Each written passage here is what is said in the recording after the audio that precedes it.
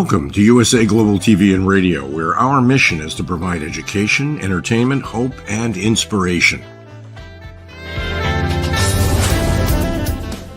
USA Global TV and Radio connects you with experts and audiences all around the world every single day to help you succeed in business and to live a richer life.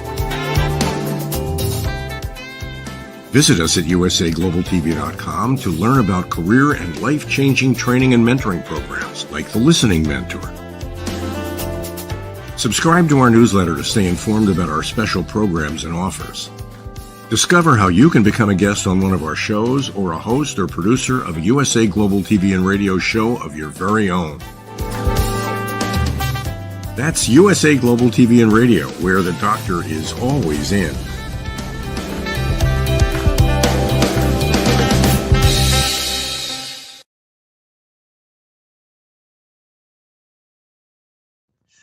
Howdy, y'all. This is red.olaughlin. Actually, I probably should say good morning, good evening, good afternoon. This is a worldwide broadcast, and USA Global TV Radio Network is all over. On the Wise Ones today, our show, I have the privilege of chatting with Tong, and she'll be joining me in just a moment. She is an author, and this first book is a trilogy of books about China and some remarkable things that had happened over there historically. And we are going to get into a little bit of detail about that. So, please join me. Hi, Red. Thank you for having me. Okay, so you lived over in China and then basically came over to the United States, not the United States, to Canada, got an education, wrote a book, and that's kind of a real synopsis, but is there anything that you want to talk about your time in China or your impressions of Canada when you got here? Yeah, for sure. As you said, I was born and raised in China. I came to Canada when I was 26 to pursue my master's degree. So I spent 26 years in China. When I was 4 years old, the Cultural Revolution in China started. So I witnessed the cruel, like the chaos and the brutality of what happened. And China was divided by the guy at the very top. So they have different class system. It's like a hierarchy, right? There's different class systems, different classes, and they made people to fight each other. So there's in general, it's red class and the black class. So red class were the good people and the bad class were the bad people. But, good or bad is not by what they have done, but by their family background, their beliefs, their opinion, their political opinion. And so, for example, the good class, if they're soldiers or blue collar workers or peasants, they're good class. If their family were poor before 1949, that is when the communists took over China, they were good class. They were in good class. But the people who came from a rich family in the so-called old society, they were from a bad class, and they were not only persecuted, but sometimes, locked up or be executed. So even people who got their education, university education before 1949, they had because they had this, they learned things from the old society, which is not a communist ideology. They were ordered to reform themselves. They were bad. If they're bourgeois, they were like have nice clothes and do makeups. They're bad people.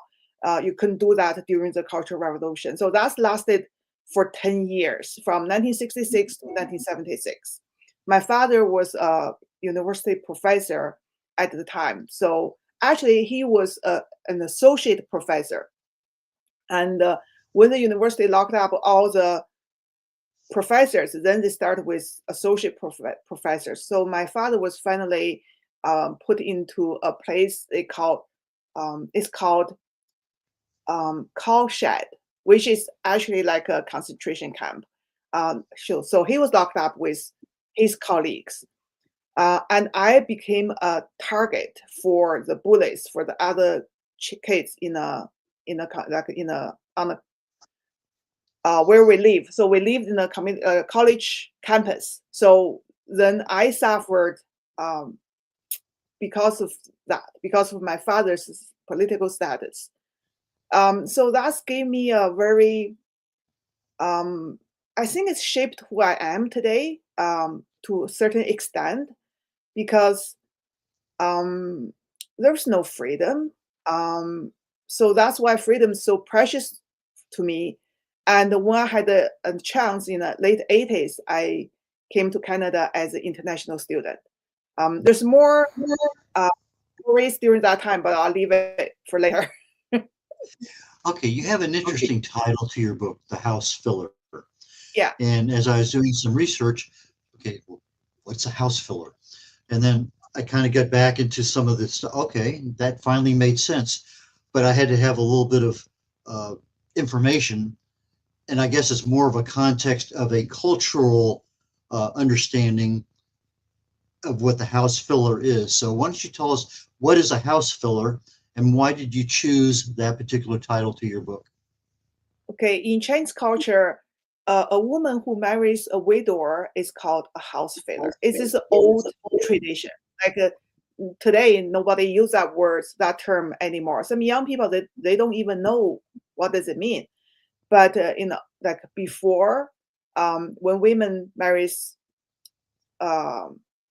widower, they're supposed to fill up the house. They're not really, they're like a second class. They're not a bride who married a bachelor, in their late teens. Because this story is based on my grandmother's story, and Golden Phoenix is a protagonist of the book. And the book follows her journey from 1920 to 1966. Also, at that time, or even 1,000 years before that, the beauty of a woman in China was not valued by her looks, but by the size of her feet. So the smaller, the tinier her feet, the more valuable this woman was. So the parents would band their girls' feet at a very young age. Golden Phoenix, being a motherless child, her father delayed the foot banding process until she was 6. So her feet was not ideal, because ideal size of women's feet at the time was 3 Chinese cun, which is about 4 inches long. And her feet was like 1 inch too long. And therefore, she missed her ideal marriage age, which was about between 16 and 18. Another reason she missed her ideal marriage age was because she was also trained as a seamstress, and became a breadwinner of the family. So her father kept her in the house for too long. So by the time she was 26, she didn't have the chance to marry a young lad. So she ended up marrying a widower who was like 20 years older than her. Thus, she became a house filler, and that's the title of the book. Okay, so when you talk about binding feet, you're literally physically talking about, you're actually wrapping the foot so it cannot grow. You're stunting the growth of the foot. That's correct, right? Not only wrap it, but bend the 4 toes, except the big one, underneath of one's foot. So those 4 toes either being dislocated or broken. Not only wrap it, but also there's break the bones. That's what she suffered when she was a child. Okay, so when somebody has their feet bound, they don't grow. How do you walk? There must be a lot of difficulty. How does a person? They had to walk on their heels. Ah, okay. And The rest of the story is starting to get into my brain now. Yeah, and they can't run or jump or climbing, or so there's a physical limitation, restriction for them. It's extremely hard for them to run. Then when the Japanese invaded China, like launched large-scale invasion in 1937, and when they approached her hometown in Kaifeng, they had to run. They were like refugees, but with bound foot, it's really, really hard. Also, girls at the time were denied education. I would say like 95% of the girls were denied, unless if the girls are from a really rich family. So her father actually hired a private tutor for her two brothers, but she was not allowed to enter the classroom because they felt like the tradition was girls didn't need to work, didn't need to have knowledge. All they needed to marry a good man. So that's like she started with huge disadvantage of her life. But that was also a time of changing. The new government eventually called for abolish food banding, and all of a sudden, girls could go to schools, like her children could go to schools, but not her. It was really difficult for her after her husband passed away.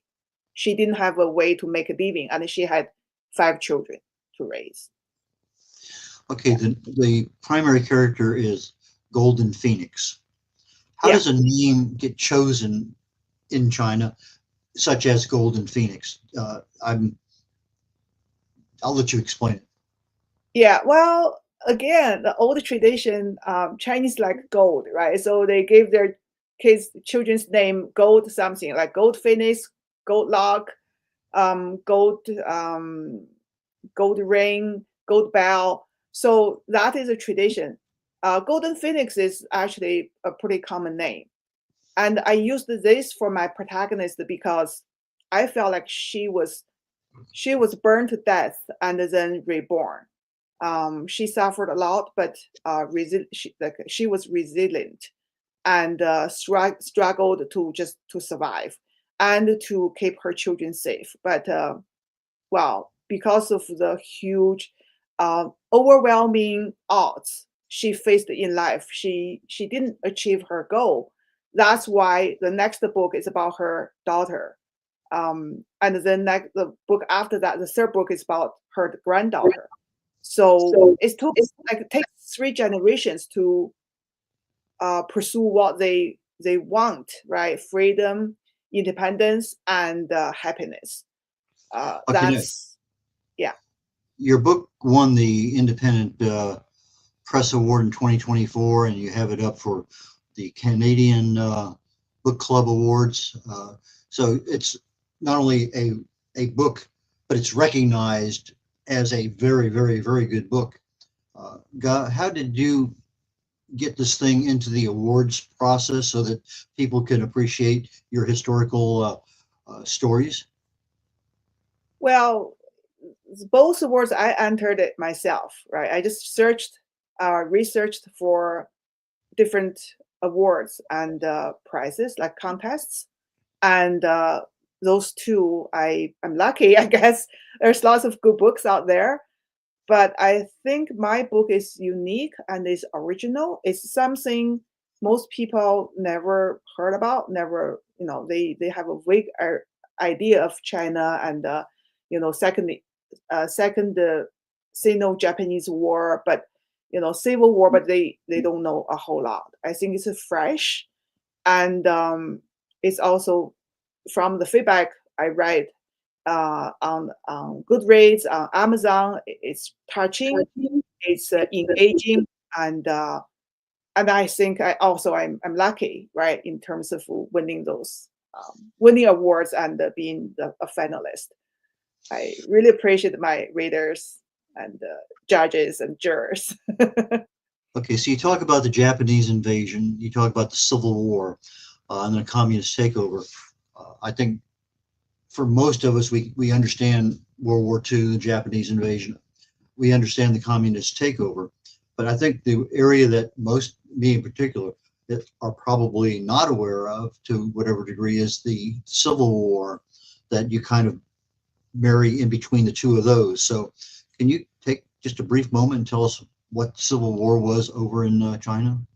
Yeah. In China in 1921, um, the Communist Party was established, but the Nationalist Party established before that.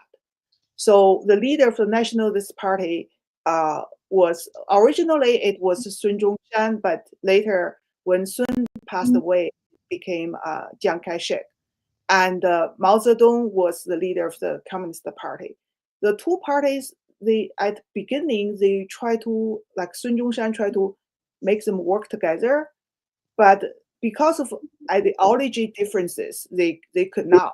So they were divided, and at the time, the Nationalist Party, they have their government, they have the military, the armies, and they're the governing party. So they try to get rid of the communists. But then Japanese came. So when Japanese came, it's an overwhelming demand from the public for the two parties to work, to join force to fight the foreigners, the foreign powers.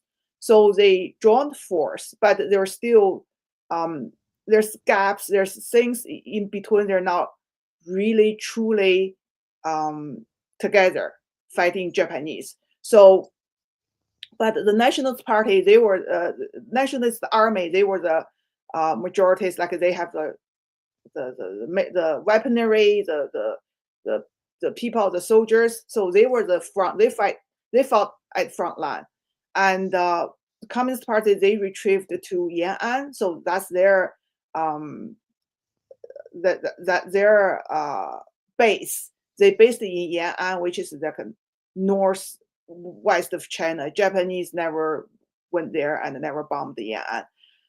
But after Japanese surrendered in 1945, the two forces started the civil war, and eventually the Communist Party won because the National Party, they fought for like 8 years. They were totally exhausted in terms of the huge amount, millions of Chinese soldiers died in the war, and also because of the war, they tried to finance the war, so the inflation went skyrocket.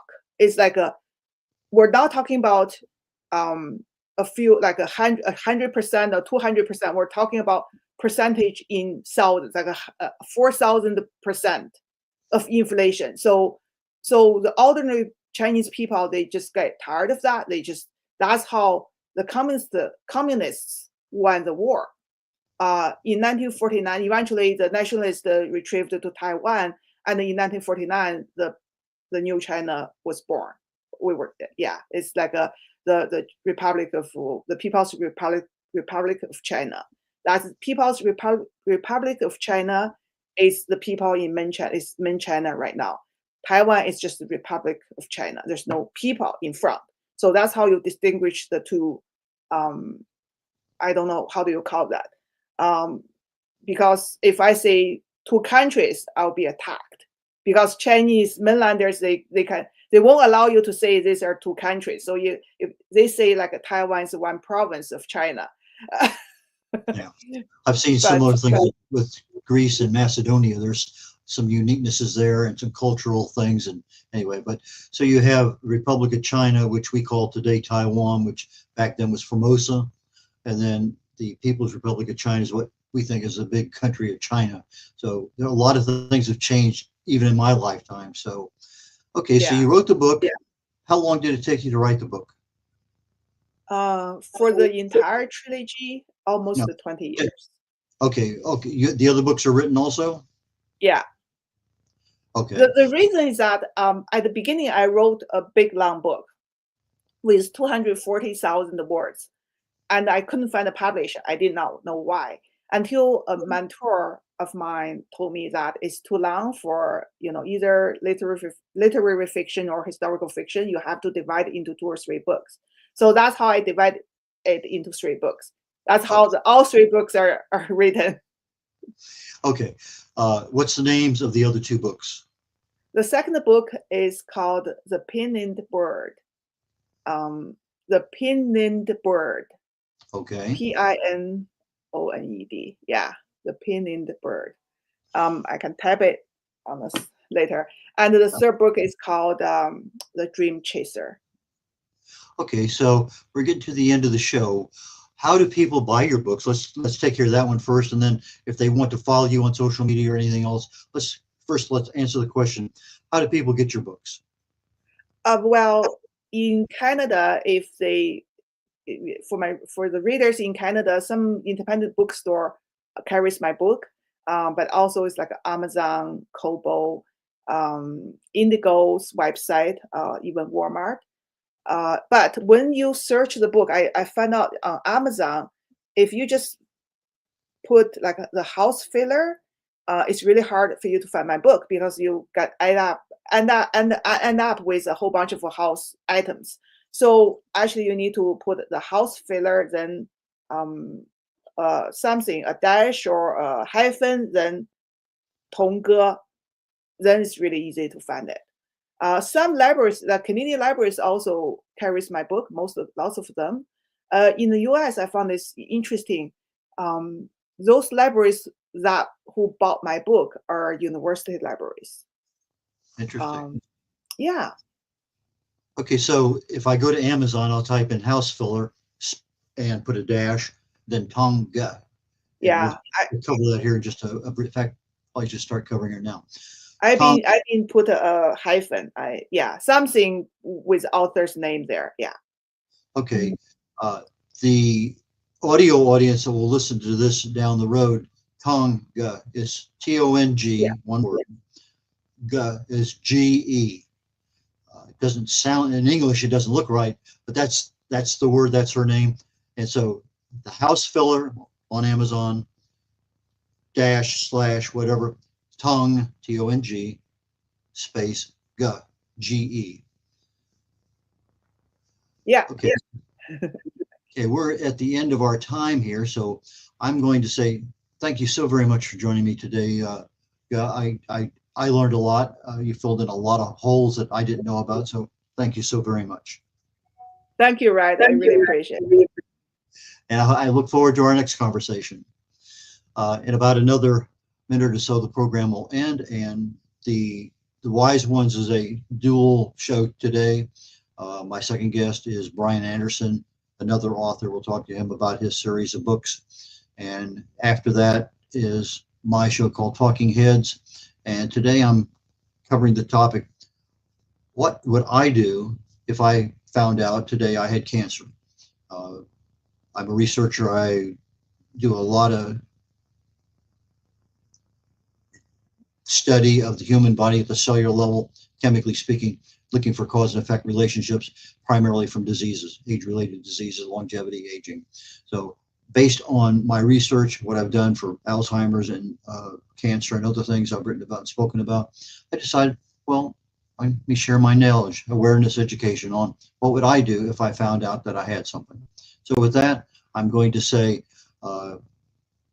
goodbye today for the Wise Ones with Tonga, and join me with Brian Anderson on the Wise Ones coming up here in just a few minutes. Thank you so very much. Bye now.